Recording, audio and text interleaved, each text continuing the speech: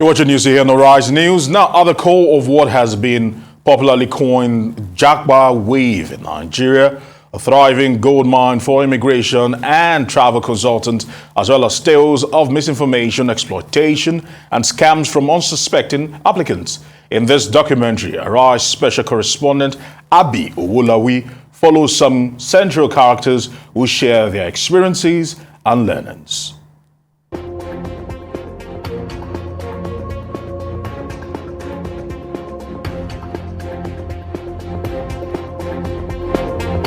I don't blame people that is Japa. Even me, if I see the opportunity, I will leave. If I see any opportunity to Japa from now, here, right now, I will just move out. I will gladly Japa because the country is a hell. I will Japa, I will disappear.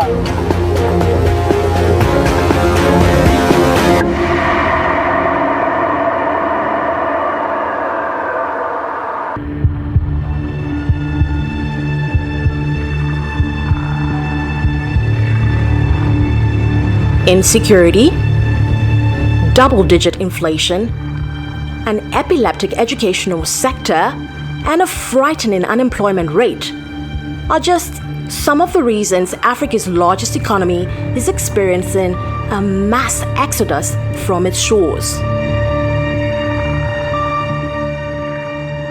The word Japa, a Yoruba colloquialism, which means to run hastily or remove oneself from a difficult or uncomfortable situation with immediacy, has become one of the most commonly used terms in conversation and even pop culture. Japa, Japa, Japa, London. Japa, Japa, Jawo, Canada. Japa, Japa, Jawo, Chicago. Japa means running out. Maybe say, let me just say, when something is funny, you say, okay, oh, Japa, you will run out. What Japa literally means to sare, to escape, to migrate, just to leave a particular place. That's what.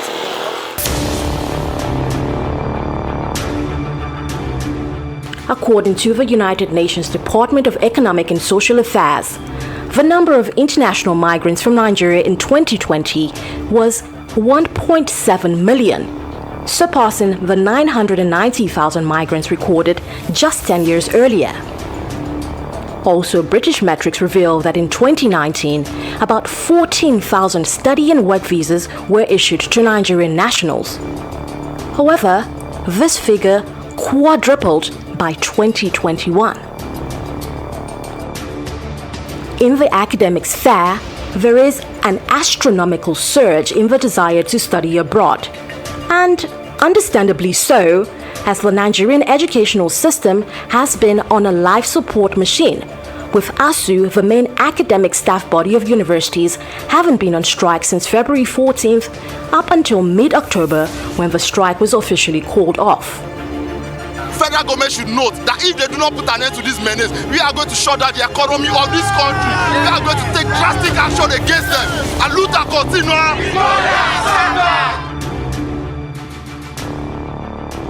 But this isn't the only reason for the high volumes of study permit applications. UK has the highest acceptance rate. So most people who want to go to countries, they are rest assured they have a good chance of getting the visa in comparison to other countries. A lot of people are saying they're going to study, but are they really going to study?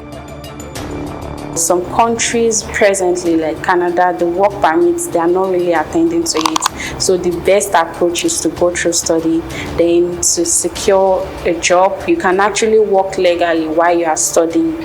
So yes, that is how it works. That's what makes it very popular as an option. Yes.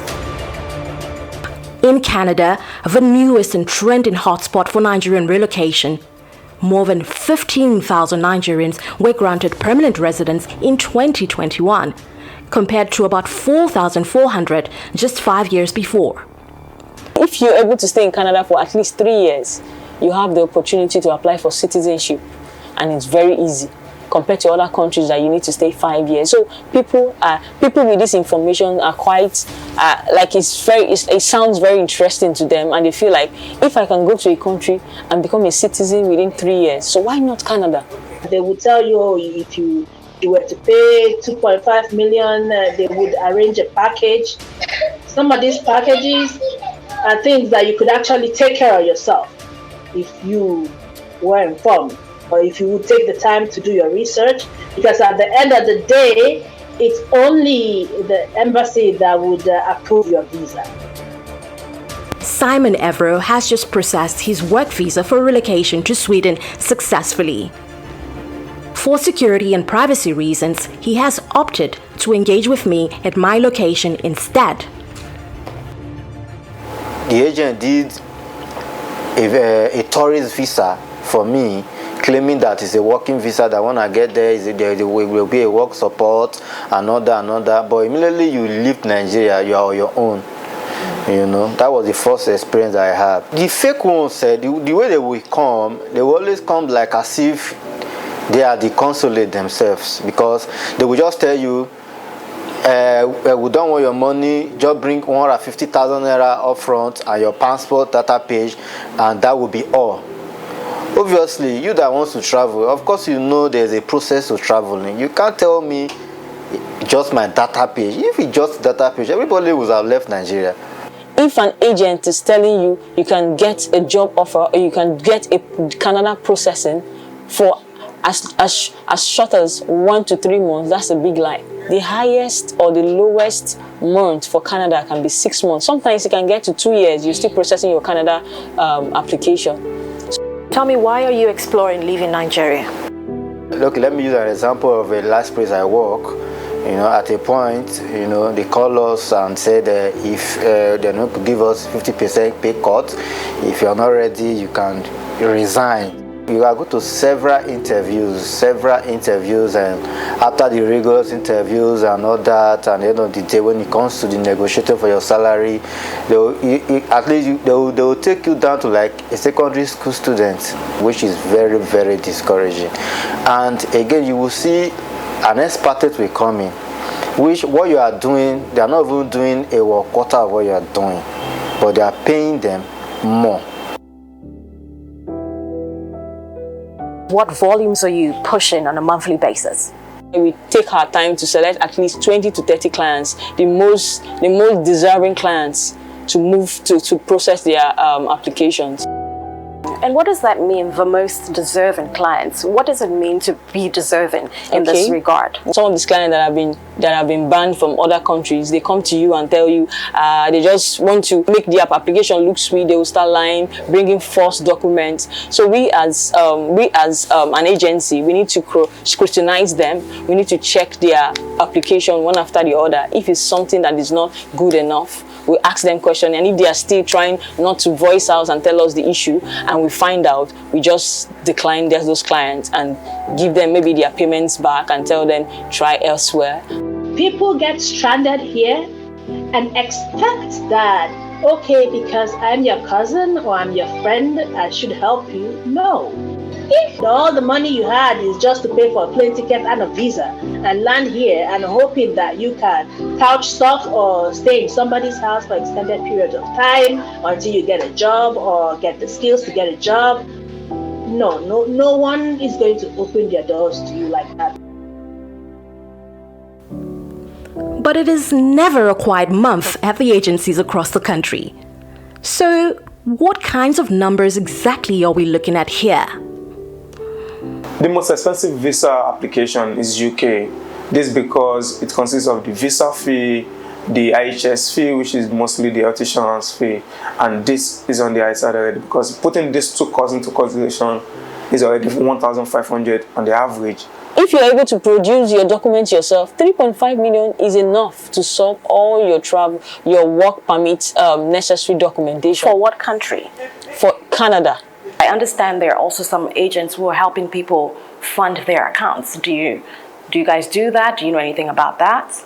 Okay, we don't help with proof of fund, but we can actually refer our client to trusted plug when it comes to the stage that is required. For proof of funds? Yes. Right. The recommended proof of funds agents declined an interview or further conversation upon our requests. Fola Ben Fashanu at Tate Travel Agency can attest to this. But highlights that circumstances can affect proceeding to the next stage. So you're looking at in a month, we're doing major number of school services, maybe like 30 something, but then because some don't have the funds, some don't have the documents, some don't have sponsors, it reduces. So that is why we end up having like 15 study visa applications in a month. It appears that a time-consuming and capital-intensive immigration process hasn't dampened the enthusiasm to explore the process of immigration for many Nigerians. And to gauge the temperature out there, I took to the streets of Lagos to hear from many on the ground on whether they would jump at an opportunity to immigrate if given the necessary resources. The government did not care for us.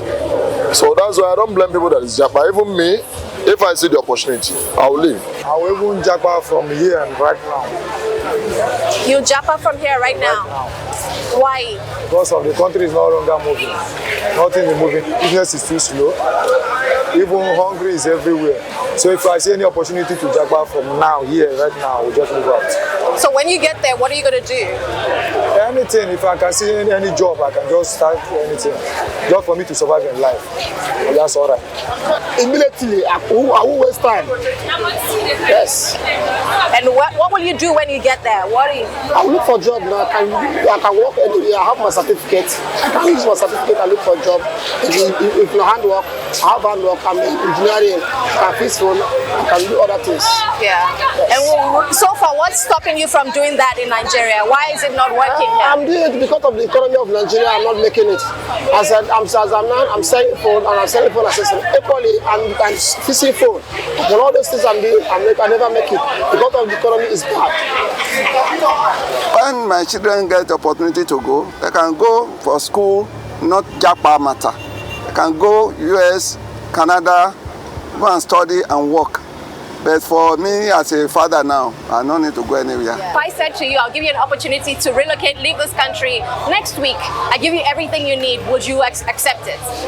I will Japa, I will disappear. No, I don't need them again. See now, see fans here everywhere, every day. The fans of the blue need for air. That's why this way. She don't like this as a fresh like this.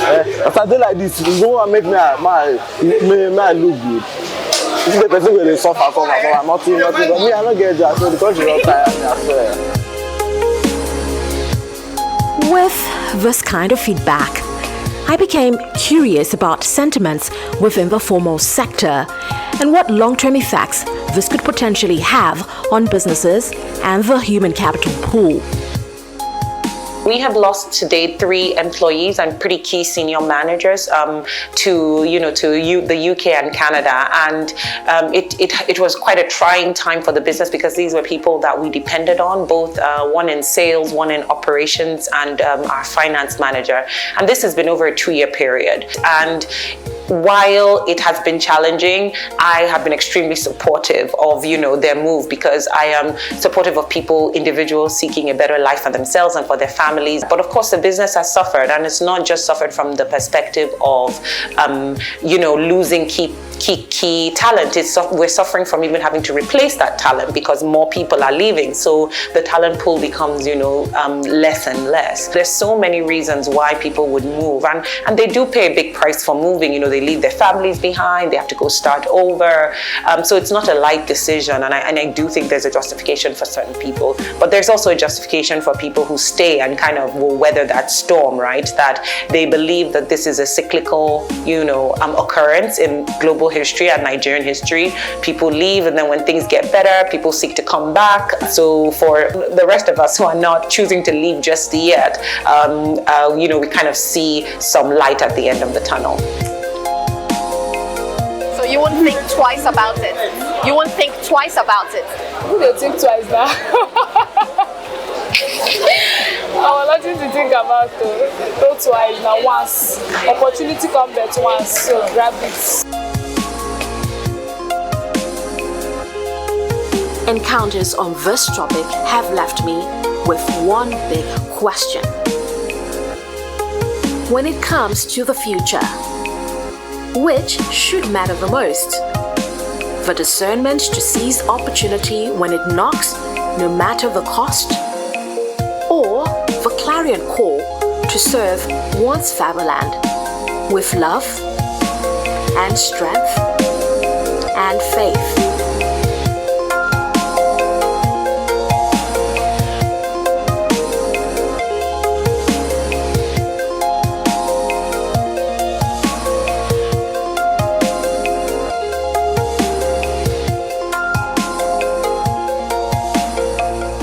Abisola Owolawi for Arise News.